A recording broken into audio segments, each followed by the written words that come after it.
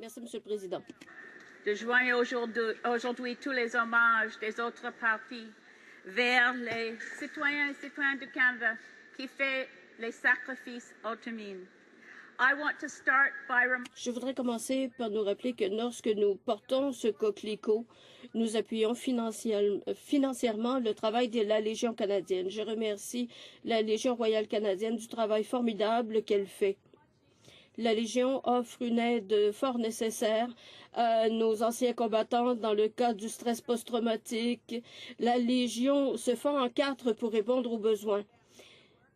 Et je leur suis reconnaissante de leur travail. J'encourage tous les députés à porter le coquelicot et s'ils le perdent, de mettre de l'argent de nouveau dans la boîte avant d'en prendre un autre.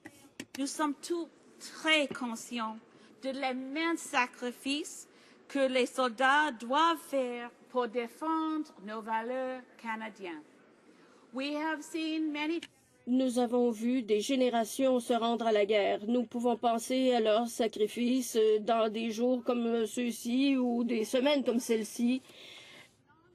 Mais en tant que non-combattants, le vrai risque de franchir la ligne entre se rendre hommage au sacrifice de ceux qui sont morts et celui de glorifier la guerre, et ce danger est bien réel.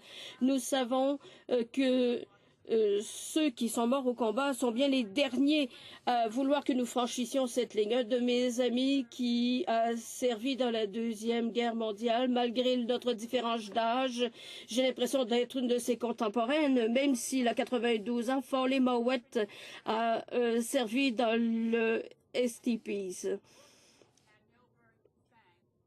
Il a rédigé un livre intitulé And No Bird Sang, dans lequel il raconte la campagne de Sicile. Sicile. Il a dit « Je suis revenu de la guerre en rejetant ma propre espèce. Je détestais ce que l'homme avait fait, ce que j'avais fait et ce que l'homme peut faire à l'homme. »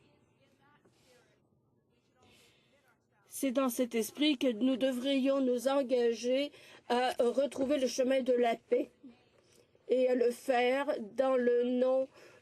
au nom de tous les pères, frères, fils, sœurs, mères ou enfants qui sont allés à la guerre et n'en sont pas revenus.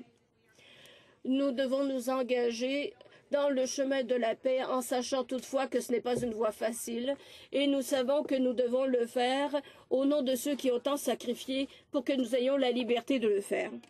Un rêve possible, mais on doit travailler fort à la réaliser.